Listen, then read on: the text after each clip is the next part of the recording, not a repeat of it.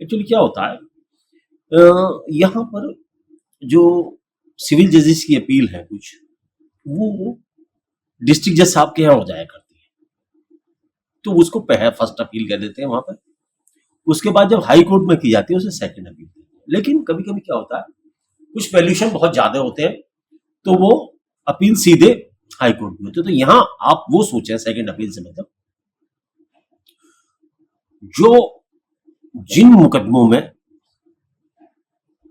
पहले एक अपील नीचे हो चुकी है डिस्ट्रिक्ट जज के लेवल पे, और उसकी जब वो न्यायालय में सेकंड अपील आती है हाई कोर्ट में, उसके लिए यहां सेकंड अपील से रेफर किया गया। यहां सेकंड अपील से मतलब उस अपील से है जो हाई कोर्ट होना चाहिए और जिसको अपीलीय जुडिक्शन में डिस्ट्रिक्ट जज साहब के द्वारा देखा जा चुका है और उन्होंने उसको डिसाइड कर दिया जाता, लेकिन पक्षकारों को फिर भी सेटिस्फेक्शन नहीं होता और वो सोचते हैं कि हमें ऊपर हाई कोर्ट चल के ट्राई करना चाहिए, देखना चाहिए। उन्हें लगता है कि हमारे साथ न्याय नहीं हुआ।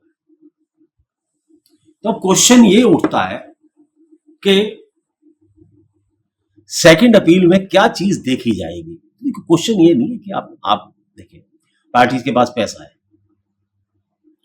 वो तो मुकदमा लड़ने को रात दिन तैयार है, अच्छे से अच्छा एडवोकेट करेंगे और कहीं ना कहीं मुकदमा डालेंगे, सोचते हैं कि अड़ाए दे, टाइम निकाल ले। लेकिन न्यायपालिका को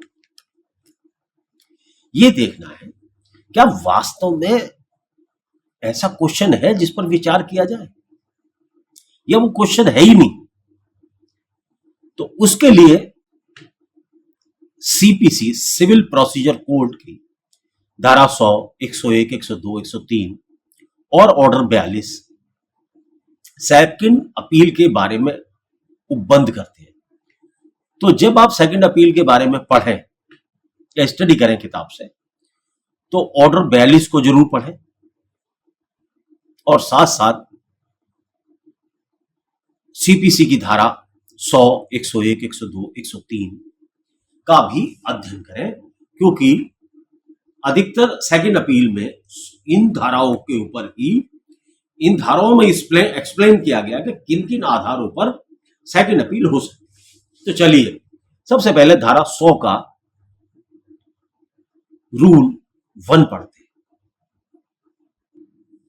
अधीनस्थ न्यायालय किसी न्यायालय द्वारा अपील में पारित प्रत्येक डिग्री की उच्च न्यायालय में अपील हो सकती है। अधीनस्थ किसी न्यायालय द्वारा अपील में पारित प्रत्येक डिग्री की उच्च न्यायालय में अपील हो सकेगी यदि उच्च न्यायालय को समाधान हो जाता है कि विधि का कोई सारवान तथ्य मौजूद है।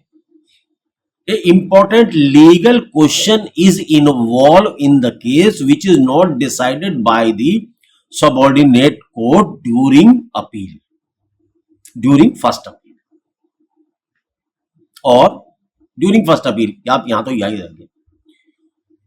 तो यदि देखिए बहुत बड़ा अंतर है,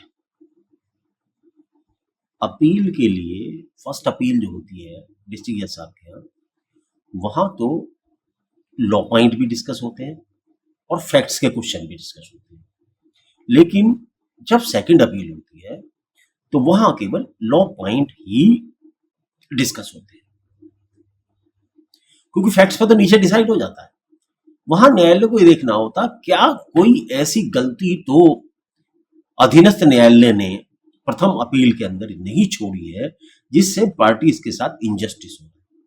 तो सेकंड अपील जो है ये जस्टिस करने के लिए है और जस्टिस का दुरुपयोग ना हो उसे रोकने के लिए भी है। जस्टिस करने के लिए और जस्टिस का दुरुपयोग ना हो और टाइम खामोखा खराब ना हो, इसके लिए सेकंड अपील भी होती है। तो क्वेश्चन ये है, सेक्शन 100 का फर्स्ट पैराग्राफ कहता है, नियम 1 कहता है कि second appeal should be for a legal question और विधि का सारवान प्रश्न होना चाहिए। अच्छा, आपको एक और बताऊं, अगर आप नए बच्चे हैं तो विधि का सारवान प्रश्न पता करने में आपको बहुत साल लगेंगे। ये मैं मजाक नहीं कर रहा। देखिए अभी तो आप यही नहीं जानते कि what is legal question and what is fact. Fact and legal questions में बहुत अंतर होता है। अब मैं आपको क्लियर करता हूं। आप कभी जब ट्रांसफर ऑफ प्रॉपर्टी एक्ट पढ़ेंगे तो उसमें पढ़ेंगे लीज, पट्टा। उसमें क्या है, एक तो जो 106 में लीगल नोटिस जाता है किराएदारी की टेनेंसी टर्मिनेट करने का, उसमें दो प्रकार के पट्टे होते हैं। एक तो कृषि और मैन्युफैक्चरिंग का पट्टा। उसके अंदर तो टेनेंसी जो टर्मिनेट होती है वो साल भर के अंदर, 6 महीने के अंदर नोटिस होता है। लेकिन यदि नॉर्मल होता है, रियायसी होता है या नॉर्मल किसी काम का लिए होता है जो कि एग्रीकल्चर और मैन्युफैक्चरिंग से संबंधित नहीं है, जो अगर आपने कोई प्रॉपर्टी दी है उसमें 15 दिन का नोटिस होता है। इसमें भी यदि नोटिस डिफेक्टेड है या टेम्पर सर्विस नहीं है, तो ये है लीगल क्वेश्चन। तो इस तरीके के लीगल क्वेश्चन कंसिडर करे जाते हैं, फैक्ट्स के नहीं। किराया कितना दिया गया, कितना जमा किया, ये क्वेश्चन नीचे ही फर्स्ट अपील में डिसाइड हो जाएंगे, लेकिन ऊपर की कोर्ट में लीगलिटी के क्वेश्चन। तो ये लीगलिटी के क्वेश्चन तब आपकी समझ में आएंगे जब आप लॉ के बुक्स को बहुत ध्यानपूर्वक पढ़ेंगे और ये पता लगाएंगे कि क्या क्या एक जज का कर्तव्य था एविडेंस को रिकॉर्ड करते वक्त, और क्या क्या उसने उन नियमों की अवहेलना की। जब जब न्यायपालिका किसी नियम की अवहेलना करेगी वहां लीगल क्वेश्चन इन्वॉल्व होगा। एप्रिसिएशन ऑफ एविडेंस क्या इंडियन एविडेंस एक्ट के मुताबिक किया गया? क्या कोई legal question burden of proof का था और बर्डन ऑफ प्रूफ दूसरे के ऊपर डाल दिया गया? क्या कोई डॉक्यूमेंट सही तरीके से बना हुआ था जिस पर रिलाई किया? क्या प्रॉपर गवाह आया था जिस डॉक्यूमेंट को रिलाई कर लिया इन्होंने? तो ऐसे लीगल क्वेश्चन आप तभी समझेंगे जब आपको ये एक्सपीरियंस का मामला है, तो इसमें टाइम लगेगा। यहां आप ये समझने की कोशिश करो केवल सेकंड अपील केवल लीगल क्वेश्चंस पर होती है, फैक्ट्स पर नहीं। बस आगे चलते हैं। नियम 2, एक पक्ष पारित अपील डिग्री की अपील इस धारा के अधीन हो सकेगी यदि कोई एक्स पार्टी ऑर्डर हो गया है। वैसे तो फर्स्ट अपील ही हो सकती है, लेकिन ये यहां बात चल रही है अगर एडीजे लेवल के किसी अधिकारी ने ऊपर, मतलब किस वैल्यूशन ज्यादा के भी केस होते हैं ना। देखिए यहां पर मैं अगले टॉपिक में बताऊंगा कौन कौन सी अपील कहां होगी, लेकिन यहां आप ये समझो एक्स पार्टी के आदेश की भी अपील इसके अंदर हो सकती है। एक्स पार्टी के आदेश की भी अपील सेकंड उसमें हो सकती है, हाई कोर्ट में हो सकती है एक्स पार्टी ऑर्डर के खिलाफ भी।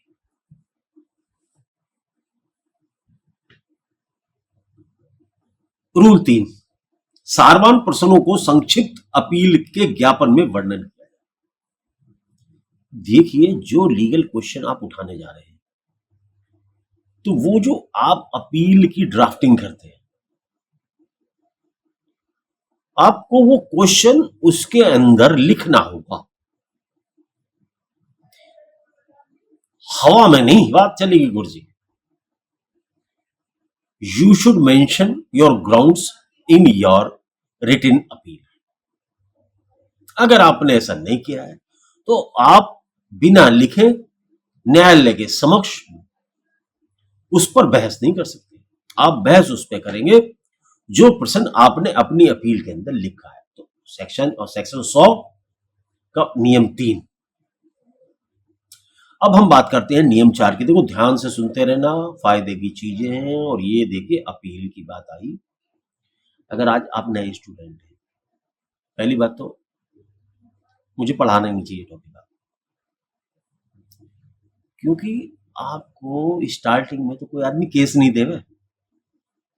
अपील देना तो बहुत बड़ी चीज है। कोई गरीब गुरबाई दे दे तो दे दे, लेकिन किसी सही आदमी का केस हो तो नए लड़के को तो केस भी नहीं देता सिविल का। सिविल की बात कर रहा हूं आपको। जब तक आप 5-7 साल का एक्सपीरियंस ना ले लो तो केस ना देवे। और मैं आपको सेकंड अपील पढ़ा रहा हूँ। सेकंड अपील तो आपका मतलब ही नहीं है, लेकिन क्योंकि for the purpose of examination you should know. यदि आज नहीं जानोगे तो कब जानोगे? मैं इसलिए पढ़ा रहा हूं आपको, और इसलिए ध्यान से सुन लो। ये मैं मानता हूं कि आपके हाथ में ये केस कम से कम 10 साल बाद आएंगे यदि आप वकालत में भी, तो एकदम अपील करने को देगा ही नहीं आपको। ये मैं आपको सच्ची बात आ रहा हूँ, एक प्रैक्टिकल एस्पेक्ट बता रहा हूँ लाइफ का। कोई नहीं देता यहाँ केस। यहाँ तो आपकी टैलेंट को केस मिलने। देखिए, एडवोकेसी करते बहुत लोग हैं, लेकिन यहाँ चमत्कार को नमस्कार है श्रीमान जी। आप कितना ज्ञान लेके घूम रहे हो, आप पे ज्ञान क्या है? आप दूसरे को कैसे मुतमईन करते हो, किस किस तरीके से उसके माइंड में अपनी बात को डालते हो? आपको ज्ञान कितना है कानून का? चलिए, अब इससे अगला क्वेश्चन इस पर आते हैं, इसके 5 पर आते हैं।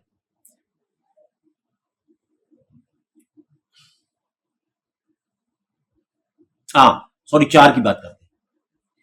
यदि सेकंड अपील में उच्च न्यायालय को लगता है कि कोई एविडेंस फाइल पर तो मौजूद है, लेकिन उसका इशू नहीं बनाया गया है,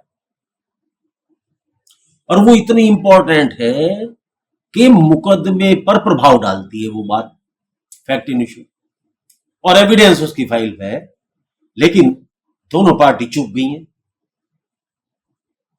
तो ऐसी प्ली, ऐसा तर्क, सॉरी तर्क नहीं, ऐसी बात आप अपनी अपील में न्यायालय को बता सकते हैं, सेकंड अपील में, और न्यायालय उस पर इशू फ्रेम कर सकता है और नीचे की कोर्ट को भी डायरेक्शन दे सकता है और अपने आप भी उसको डिसाइड कर सकता है। ये नियम 4 है।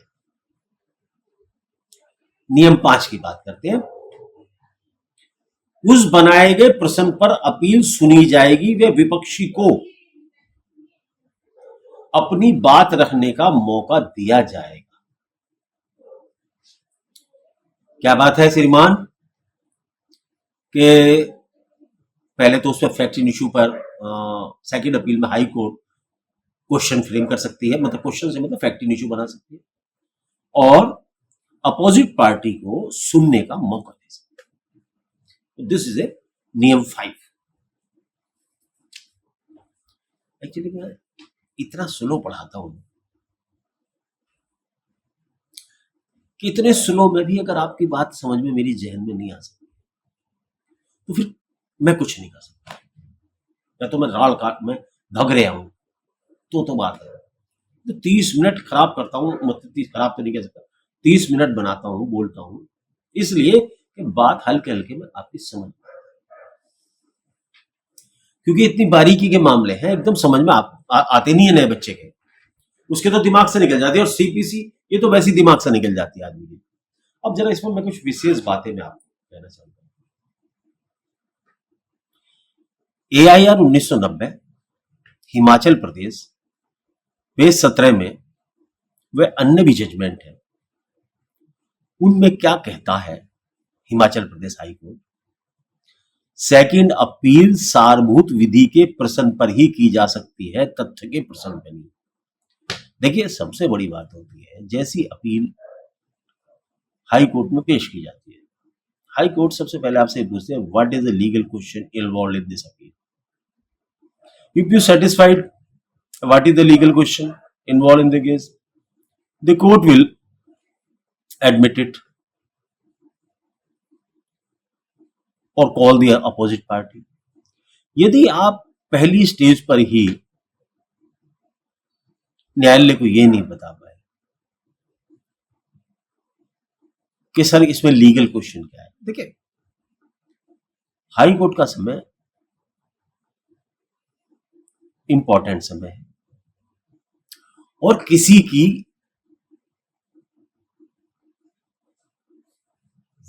ऐसी बातों को सुनने के लिए नहीं है जो सारवान नहीं है। तो कहना ये चाहता हूं मैं, हिमाचल हाई कोर्ट ये कहती है और अन्य हाई कोर्टें भी यही कहती है कि जब तक कोई सारवान विधि का प्रश्न इन्वॉल्व नहीं होगा, सेकंड अपील नहीं सुनी जाएगी। नंबर, ये मेरी स्पेशल बात आपको बता। AIR 2005 supreme court page 1008, AIR 2000 supreme court page 426।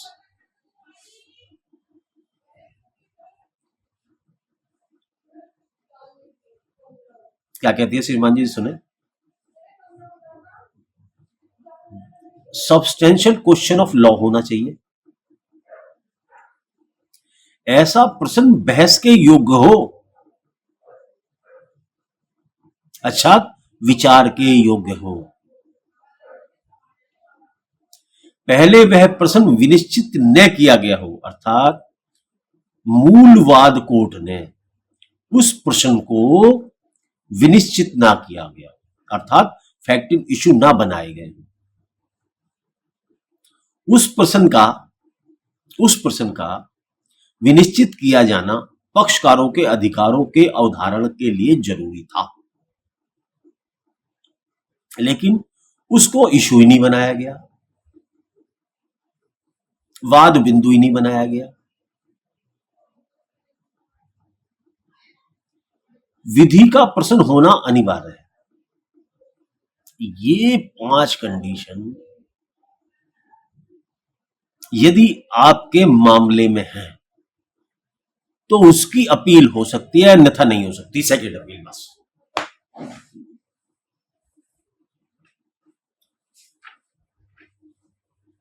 अभी बहुत सारी रह गई है, तेजी से चलना पड़ेगा भाई साहब। 18 हुए हैं, पानी P low.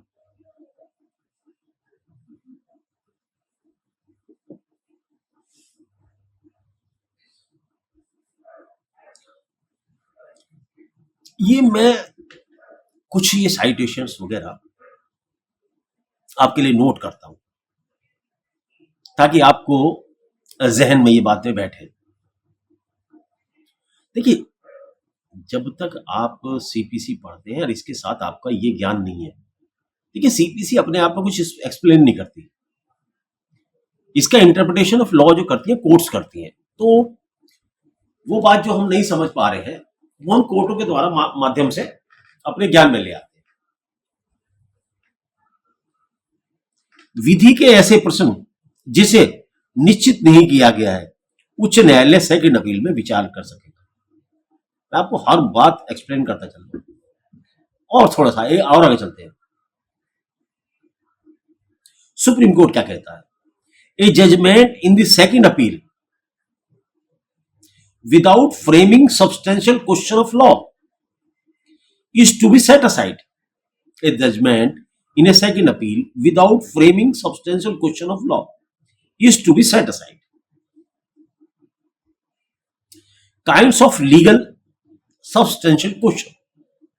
Legal substantial question क्या होते हैं, यहां ये एक्सप्लेन करना आपको जरूरी।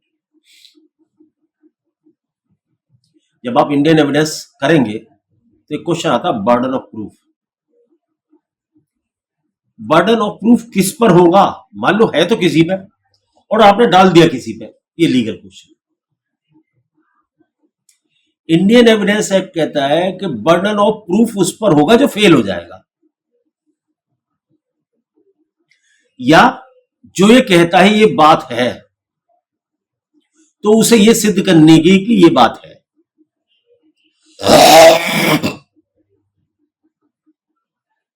तो बर्डन ऑफ प्रूफ से रिलेटेड क्वेश्चंस इन्वॉल्व हो तो एक ये बात लीगल क्वेश्चन है, किसी दस्तावेज की सही रचना हुई है या नहीं हुई है, क्या उसका एग्जीक्यूशन सही हुआ है या नहीं हुआ, ये लीगल क्वेश्चन है। क्या कोई स्टॉपल का नियम लागू होता है इस केस में? नहीं।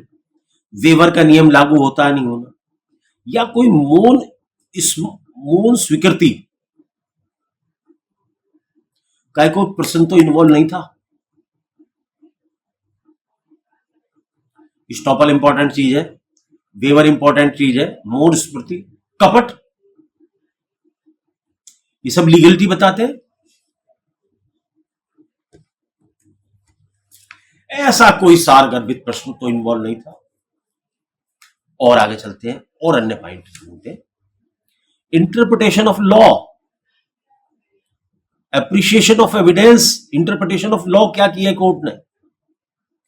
क्या अधीनस्थ न्यायालय ने लॉ का इंटरप्रिटेशन सही किया है, नहीं किया? This is the important question. ये कंसिडर किया जा सकता है। क्या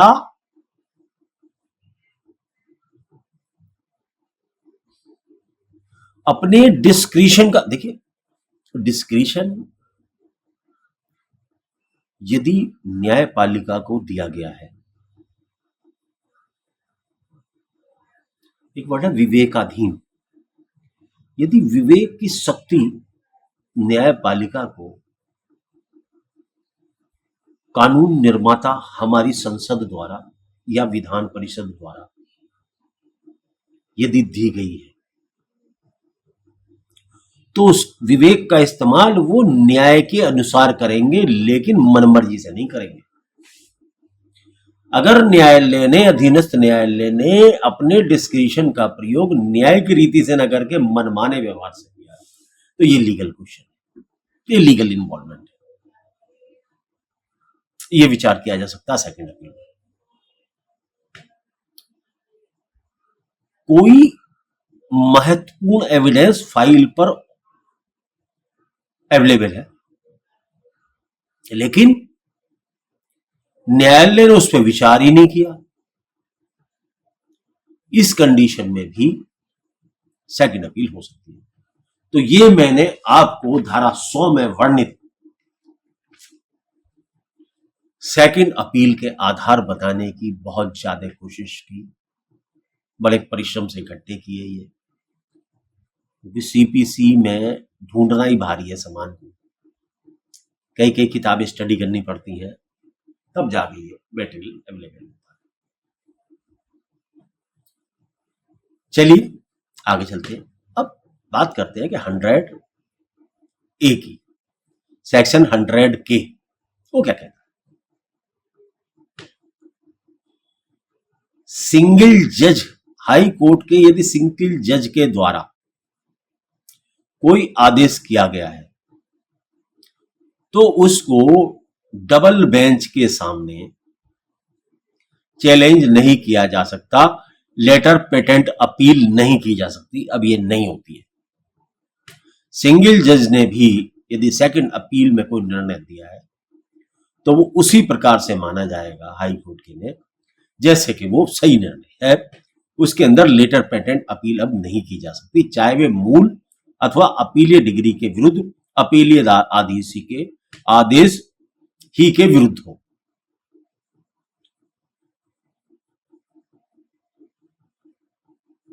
धारा 101 जो बातें धारा 100 में कही गई हैं, उनके अलावा सेकंड अपील नहीं हो सकती, बस ये धारा 101। धारा 101 जो बातें अपील की ग्राउंड्स धारा 100 में बताई गई हैं, उनके अलावा नहीं होगी, ऐसी सेक्शन 101 कहता है। 103 वे परिस्थितियां जब सेकंड अपील का न्यायालय अर्थात हाई कोर्ट तथ्य के प्रश्न पर विचार कर सकेगा। वैसे तो न्यायालय, उच्च न्यायालय तथ्य के प्रश्न पर विचार करता नहीं है, लेकिन कुछ परिस्थितियों में धारा 103 कहती है कि फैक्ट्स के क्वेश्चन को भी न्यायालय देख सकता है, उच्च न्यायालय। वो क्या है श्रीमान जी, वो देखिए जरा। नंबर 1, निम्न अपीलीय न्यायालय द्वारा व प्रथम बार के न्यायालय द्वारा अर्थात डिस्ट्रिक्ट जज की कोर्ट में जब अपील की जाती है और प्रथम बार के न्यायालय दोनों के द्वारा किसी वाद पद का निर्धारण न किया गया, अर्थात कोई लीगल इशू इन्वॉल्व हो और उसके लिए उसके लिए इशू ना बनाए गए, बिंदु ना बनाए गए और उस पर रिकॉर्ड पर एविडेंस अवेलेबल हो, तो ऐसी स्थिति में न्यायालय उस इशू को फ्रेम कर सकेगा या इशू तो बनाया गया है लेकिन उसे दोषपूर्ण ढंग से डिसाइड किया गया है। होता क्या है, जजमेंट जब किया जाता है तो जजमेंट में हर इशू जो बना होता है उसको डिसाइड करना होता है, वादी के पक्ष में जाता है या प्रतिवादी के पक्ष में जाता है, तो वो सही तरीके से डिसाइड किया गया या नहीं किया गया। ये धारा 103 कहती है ऐसी स्थिति में फैक्ट के प्रश्न को भी न्यायालय सेकंड अपील में देख सकता है। अब मेरे पे बचे समय 3 और मेरे पे मिनट 3, तो मैं इसमें कुछ कट शॉर्ट करता हूं, बहुत तेजी से चलता हूं। द्वितीय अपील की सीमाएं। द्वितीय अपील में कोई नया मामला प्रस्तुत नहीं किया जा सकता। द्वितीय अपील में ऐसे किसी अभिवचन, ऐसी प्लीडिंग को जो प्रथम अपील में नहीं किया गया है, किए जाने की अनुमति तब तक नहीं दी जाती जब तक कि वह विधि के मूल तक नहीं जाता है। जैसे क्षेत्राधिकार या रेस जुडिकेटा के प्रश्न को आपको फर्स्ट अपील में ही उठाना चाहिए। तत्समय प्रचलित कोई विधि अपील को वर्जित करती है, यदि कोई विधि अपील को वर्जित करती है तो ये आपको फर्स्ट अपील में ही उठाना चाहिए, सेकंड अपील में नहीं। ये सीमाएं है, लिमिटेशन है। विधि का प्रश्न सारवान प्रश्न की कसौटी क्या है? AIR 1962 सुप्रीम कोर्ट 1314 पेज पर उच्चतम न्यायालय क्या कहता है, जरा ये भी सुन लें। क्या वह जन साधारण के महत्व का प्रश्न है? क्या वह पक्षकारों के अधिकारों को प्रत्यक्षतः एवं सारभूत रूप से प्रभावित करता है? ये मैं बता रहा हूं, सारवान विधि प्रश्न की बात, सारवान प्रश्न। क्या वह पूर्व में उच्चतम न्यायालय द्वारा विनिश्चित तो नहीं किया गया? ये विधि के प्रश्न और सारवान प्रश्न पर उच्चतम न्यायालय ने अपना व्यू दिया,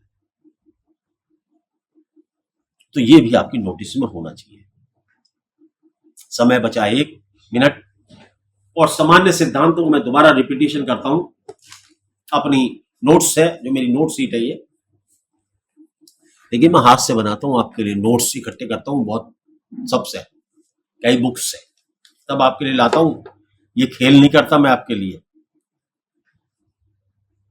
ये मैं अपने सेटिस्फेक्शन के लिए बनाता हूं, अर्थ के लिए नहीं। सेकंड अपील हाई कोर्ट में दाखिल की जाती है, नंबर 1 बात। सामान्य सिद्धांत बता रहा हूं, विधि का सारभूत substantial question of law involve होना चाहिए। एक पक्षीय आदेश एक्स पार्टी ऑर्डर के खिलाफ हो सकती है, CPC की धारा 100 में वर्णित आधारों पर हो सकती है, कतिपय विषयों के तथ्य के प्रश्न होने पर हो सकती है।